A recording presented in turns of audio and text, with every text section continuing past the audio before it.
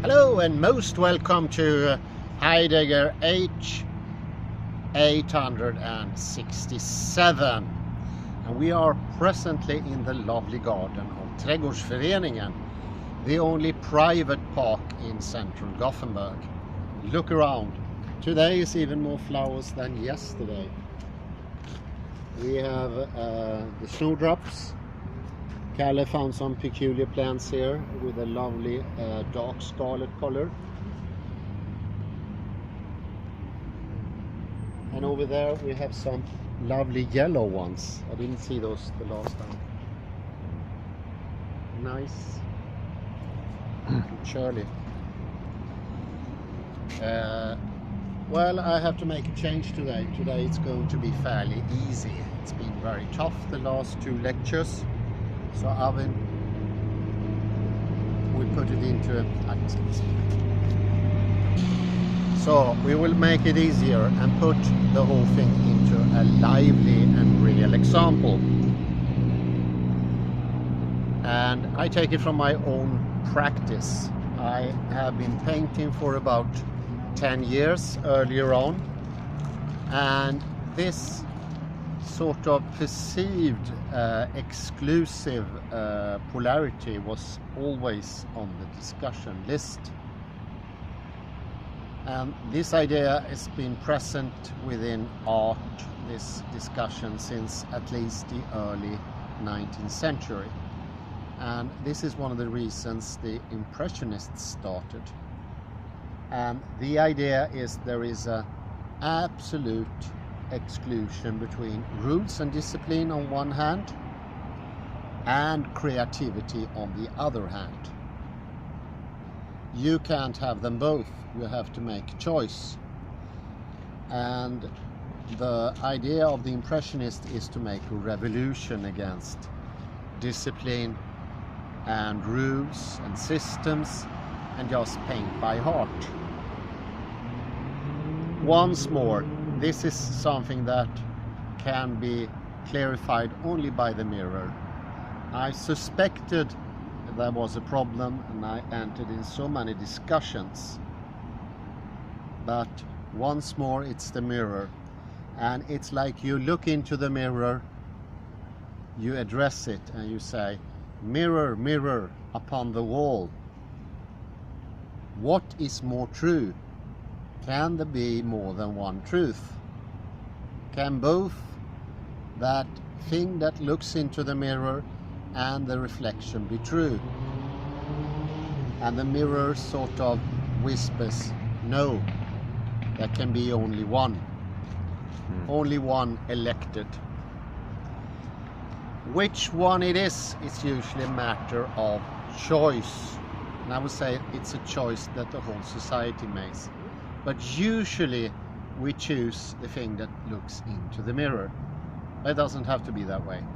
The important thing is that we make one choice, and after that we perceive it to be only one way, that it cannot be any other way.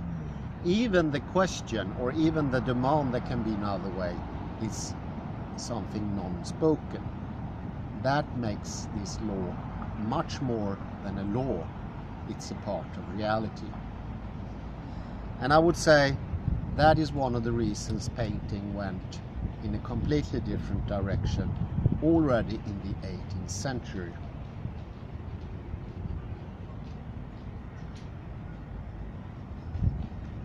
And even if this poses a very obvious problem, because both what looks into the mirror, the body we perceive, the body we are, is real, and the reflection is real as well. It's not something otherworldly. It is actually here in this world. Yes, you cannot touch it. Yes, it's transparent in some ways, but it's still there. So the start of the whole thing is weird in itself. For me, I noticed maybe the 2 first years, the teachers in painting said, do whatever you want, do what you feel.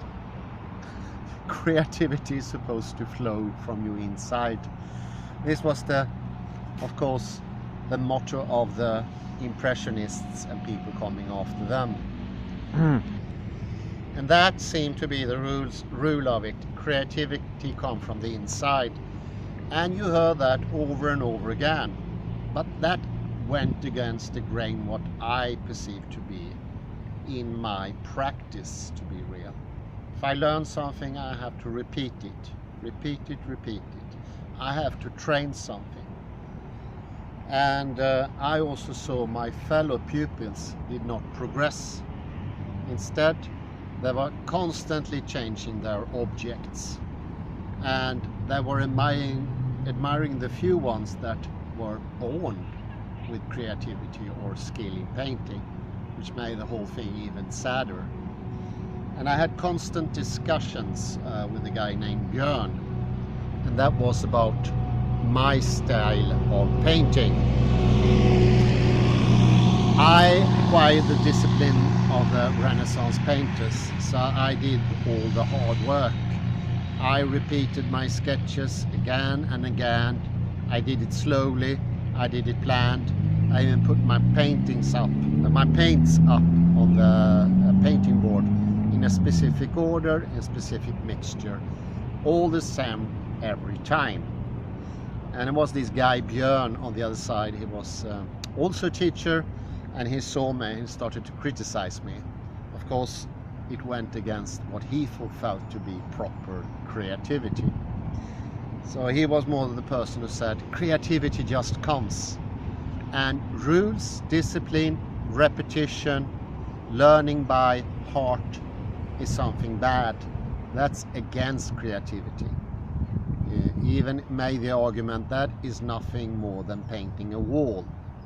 That doesn't have the presence of true creativity.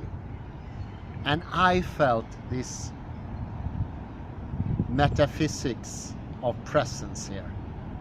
When you are in front of the canvas and you are present and you do it here without any artificial things, any addendum, any add-ons, then you are free.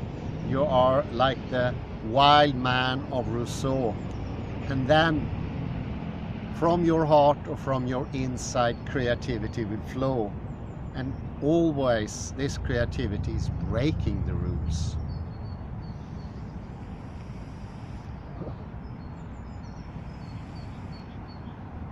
It simply didn't work. The worst case I ever saw was a fellow called Morgan, and he had a group of something in the vicinity of 20 odd women, retired or newly retired, and me as the only guy. I think it was, no, that was another one with a heart problem. We were the only ones who were free daytime, and he always was much for this free thing. But he was born with skill to paint, and he had also spent 17 years studying the whole thing, exactly in the heart of art, the Impressionist in Paris. He was extremely skilled.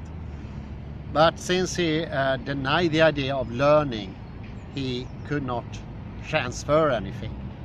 So they could just see what he did and sort of imitate it vaguely.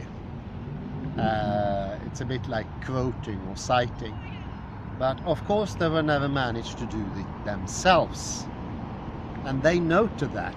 So this lack was noted. They never consciously could say anything about it, but they didn't look happy, or there was a need. So what they did in this class, that was to ask the teacher to, what they say, finish off the painting. Do the finishing lines. And I remember him usually taking any brush. He was so skilled he could take any brush. And he used his fingers, he formed the brush, and he put that. He spent like 5-10 minutes on the painting, and he was perfected. It looked really nice. And he did that to all paintings. I'm not kidding. This is true. This got into something we call a Climax. I don't know if there is any equivalence in English, but it means that you have a progression of something, you have expectations, and all those expectations and all what we wanted for just tumbling down. So Climax. It's a climax that's an opposite to climax. And there was the grand exhibition at the city library, Stadsbiblioteket here in Gothenburg, where we are now. And half of the visitors in our conjoined exhibition, we were like 20, asked who is the painter behind these paintings. At least half of them. There was supposed to be 20 different people. Actually, the one they pointed to be the painter of the whole thing, the thing that was in common with all the painters, he didn't actually have any paintings exhibited. But someone said when they look at his painting on the net, on his Facebook page, oh, that's the painter. I think that shows how these things enters everywhere, because the mirror is present everywhere. I think that is extremely important to understand. There is no area of human endeavor or any little place on the world, in the world, of the world, that is not affected by the mirror image. It's everywhere present.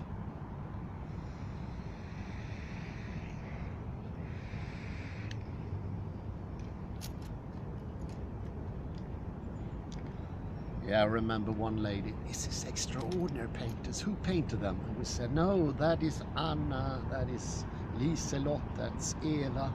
No, can't be, she said. I can see it's the same painter. And the master himself already in his face, embarrassed. That was the last of that course. I still have one of his painting at home. It doesn't look half bad, but it's not my painting. And actually what the old masters did, like Rembrandt and Vermeer and so forth, they let their pupils, first their secondary pupils and then their primary pupils, do the painting, all the groundwork. And they usually made the finishing last 2 layers. So this is a renowned practice. And who signed the painting? Well, that did Rembrandt or Vermeer, if they signed at all.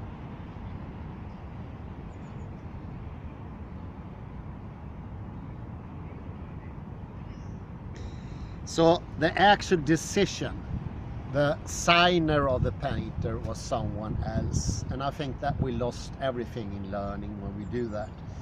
And I would say this is something recurring in all areas. Remember regular school teaching today, you don't learn by heart, and that means that you don't learn anything at all. You learn to be a copycat. You don't learn the skill to think, to do. And why is that? Well, it's the mirror effect again.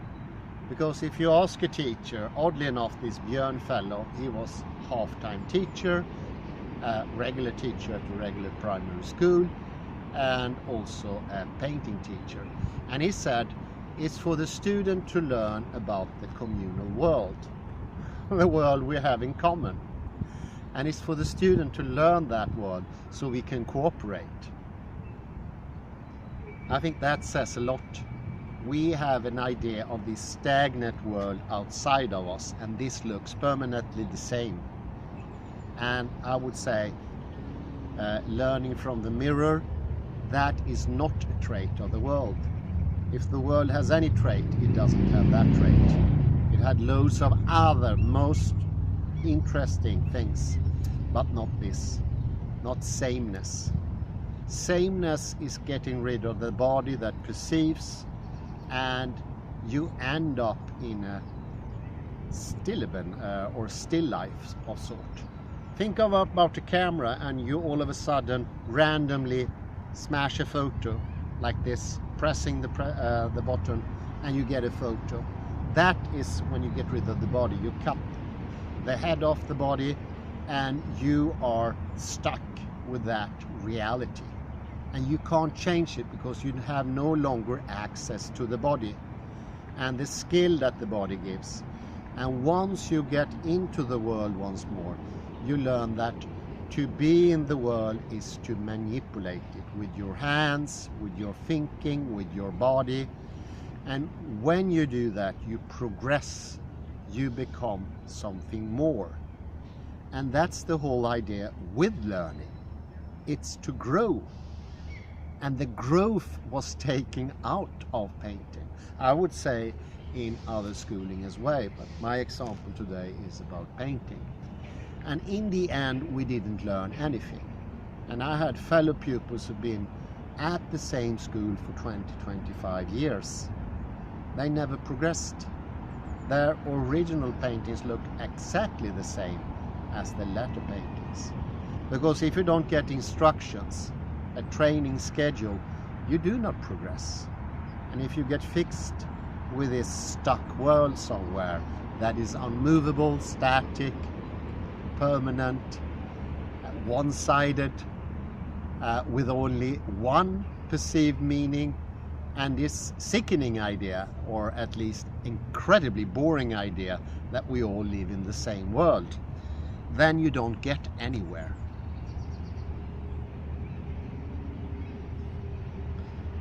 To conclude that thing, I can say two things that this points to. The first thing is that the mirror effect is present in all aspects of existence, bar none. And that is very important to understand. It turns up everywhere. It doesn't know any distinctions.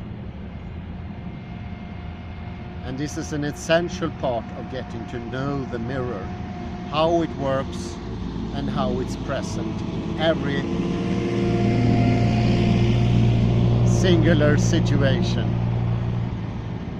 and in every subject. And I think our idea, trying to keep some knowledge, is to divide all subject into separate parts, and then we think we can have knowledge in that part. And then you can say, I don't know anything about all the rest, but I know in this part. I think this is a method of fixing the whole thing even more, and sort of cutting your corners even sharper, so you don't have any saying in anything in the end. You sort of handicap yourself, or at least make your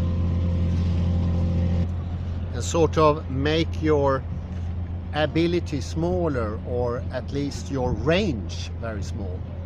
And by comparing to the Renaissance thinker and the genius like Leonardo da Vinci, Caravaggio we mentioned earlier here, they were not that one-sided, and actually they had influence in so many areas. But today we limit ourselves, and in the end we got very little to say, get very little influence. And I think that goes for painters as well. I think painters once upon a time had great influence, and people saw painting as something that could enhance everything. And I remember that first teacher who finished off the other one's paintings, Morgan. I asked him once, how have you developed yourself? You started this painting career. How did it change your life? Did it make you more able to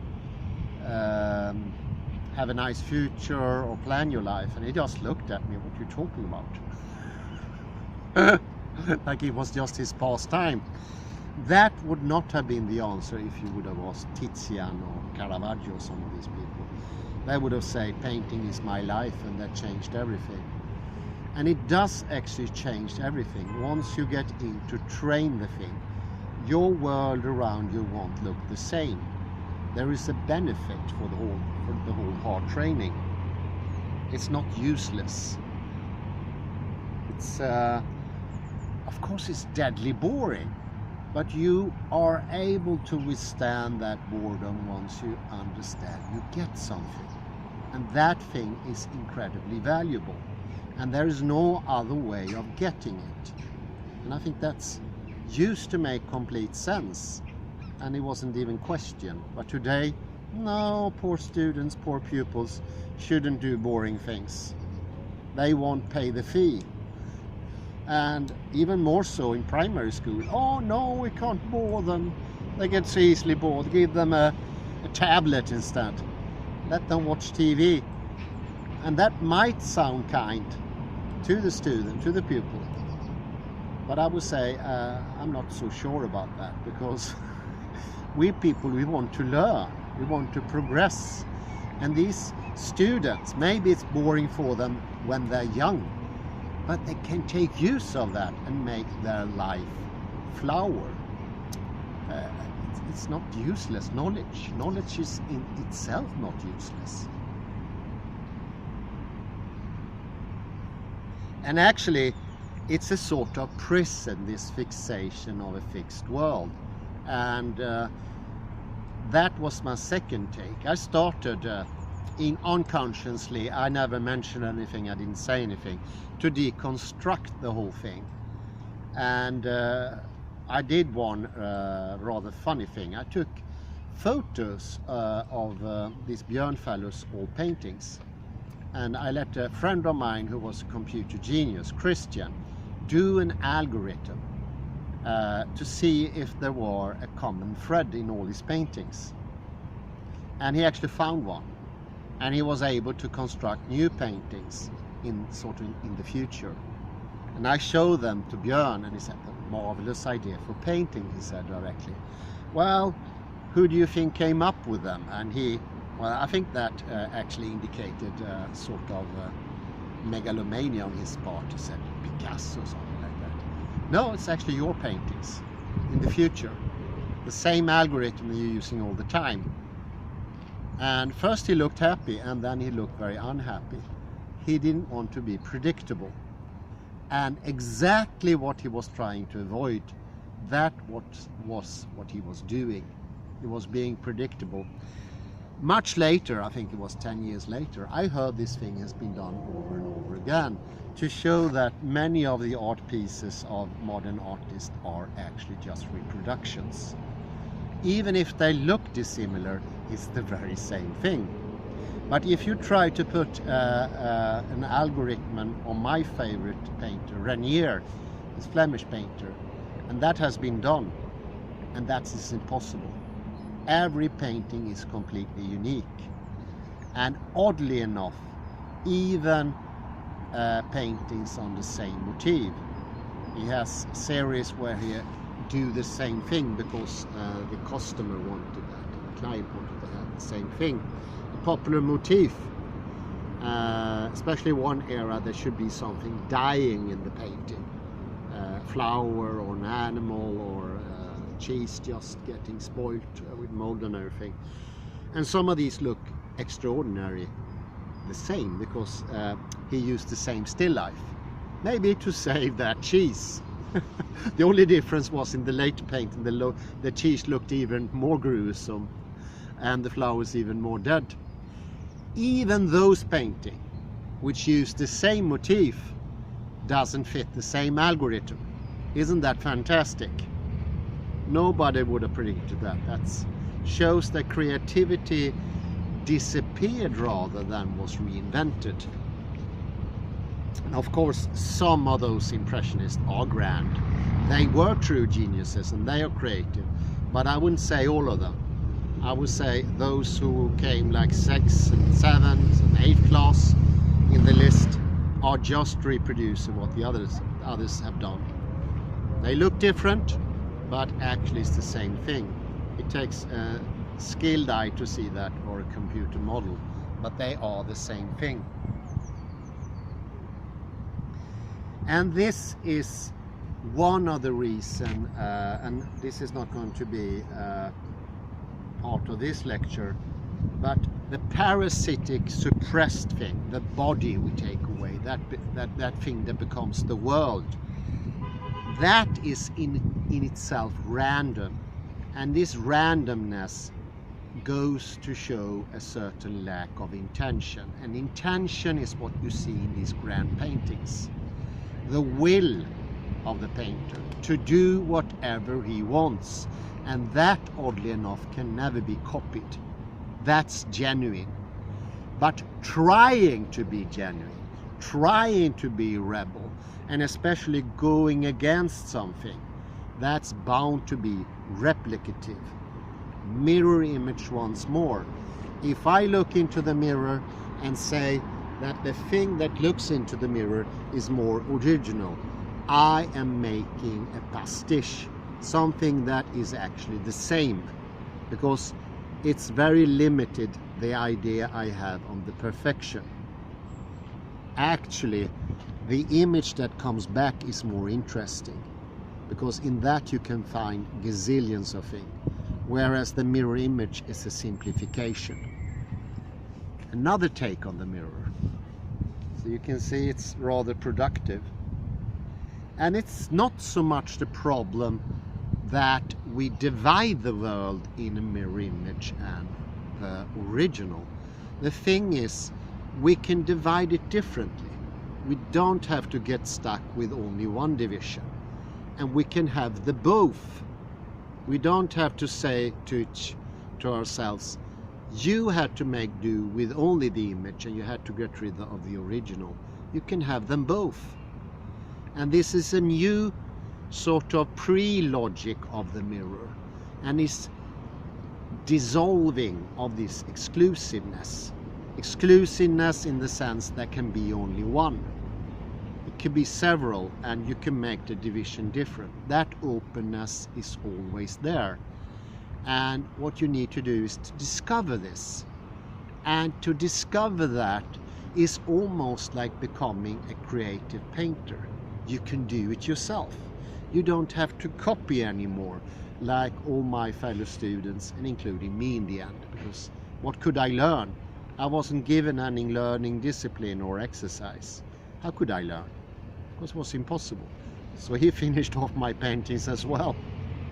Yes, they look good, but they're not mine. It's rather boring to be a copycat. It's a lot more fun to do it yourself. And the difference is immense. And I would say this is the grand freedom. This is the great freedom. This is where the lack comes from that can be healed with this freedom. So the mirror is also a freedom of choice. And the choice being blocked off by reality itself. And only a step into reality can show to you that you still have that grand freedom, and it's absolutely delicious. And I think this is a good time to stop now. Maybe a little tour over here. We have something interesting. Oop.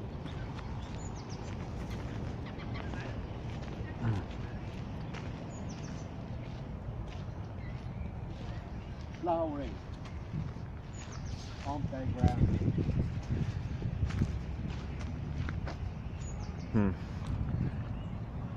This is a goodbye from Trädgårdsföreningen. Thank you, Hans.